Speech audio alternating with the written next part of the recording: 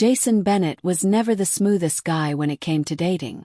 At 32, he was smart, had a decent job in marketing, owned his own apartment in Dallas, and had a loyal golden retriever named Rocky. He wasn't flashy or loud, but he had depth, loyalty, and an incredibly sincere heart. That's what he thought would set him apart. And for a while it did. Especially when he met Olivia Hartman. They met at a friend's rooftop party in downtown Dallas. Jason wasn't planning to go. He wasn't a socialite and preferred a night of takeout and a Netflix binge. But something tugged at him that evening. And when he saw Olivia across the rooftop, laughing with a group of friends, wind tugging at her dark curls, he understood why. She wasn't like anyone else. Olivia was sharp, funny, confident, and a little mysterious. They talked for hours that night about everything from their favorite podcasts to their mutual love for Italian food and 90s R&B. Jason left that party feeling like he had just stumbled into the first chapter of something meaningful. They started texting the next day.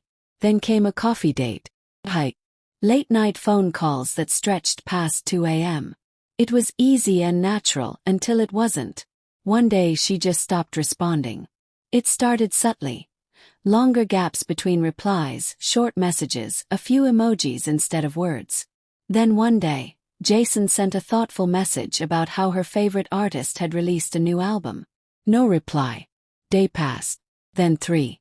Then a week. She was gone. Ghosted. Jason spent the next few days cycling through emotions.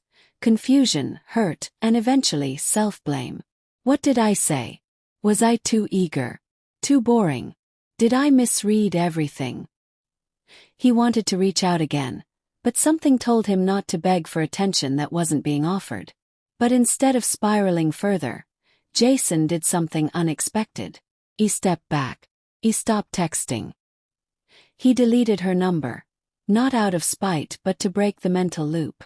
And then, instead of obsessing over what he'd done wrong, he turned inward and decided to improve every aspect of his life.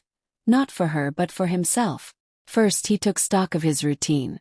His apartment looked like a college dorm room half the time. So, he cleaned it, hired someone to help redesign it minimally and stylishly, and turned it into a space he was proud to bring people into. Then he took a hard look at his appearance, not just for aesthetics but health. He hired a personal trainer, started meal prepping, and slowly began shedding the weight he'd quietly been gaining over the years. But it wasn't just the physical transformation. He started attending improv classes to improve his confidence and communication, joined a hiking group that met every Saturday morning, picked up a passion project, a podcast about modern dating stories from a man's perspective.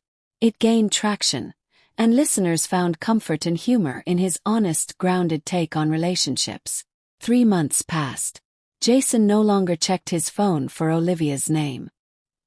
He was in a better place, not to win her back, but because he realized the version of himself he was becoming didn't just deserve attention. He demanded it. And then it happened. One Saturday afternoon, after recording a podcast episode, Jason received a message on Instagram. "Hey stranger. I just saw your podcast clip on Reels. You've really got something going. Proud of you, smiley face. Olivia." His heart skipped. Not from desperation but from surprise. He waited before responding. Not to play games, but because he didn't feel the same panic he once had. He replied the next day. "Hey Olivia. That means a lot. I hope you're doing well."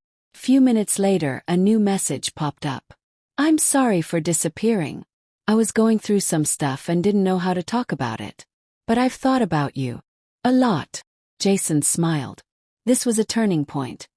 Not because he wanted to fall back into her arms, but because now he had control over the narrative. They started chatting again. Slowly.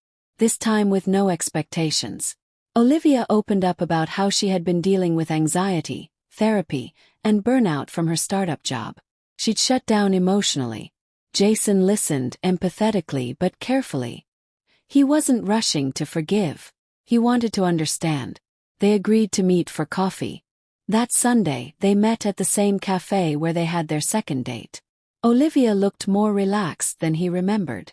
Jason more confident.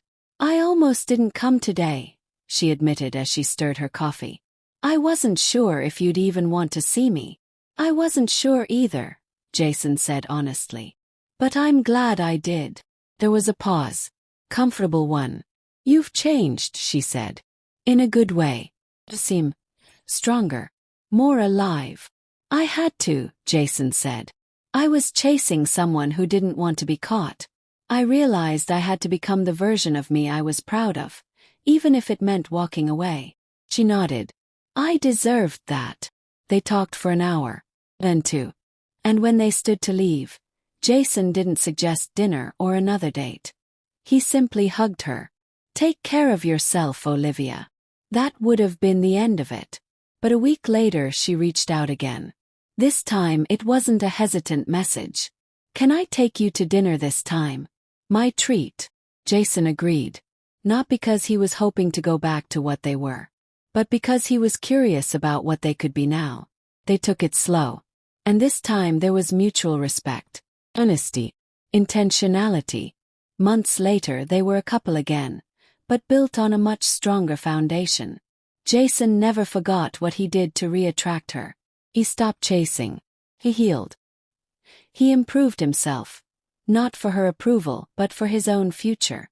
And that version of Jason, that's who Olivia truly fell for.